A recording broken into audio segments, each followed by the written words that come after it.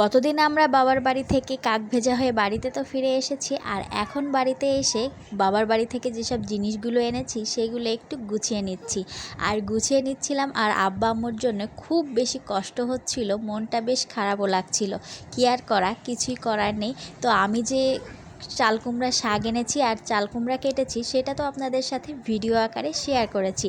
আপনারা যারা ভিডিও দেখেননি তারা কিন্তু আমার গত ভিডিওগুলো দেখে আসতে পারেন। আর এদিকে কিছু দেশি মুরগির ডিমও আম্মু জমিয়ে রেখেছিল আমার বাচ্চাদের জন্য, আর সেগুলো এখন গুছিয়ে নিচ্ছি। ডিমটা আমি সাধারণত ধুয়েই রাখি। বাইরে হচ্ছে প্রচুর বৃষ্টি, আর বাচ্চারা এদিকে ঘরের ভেতরেই খেলা করছে।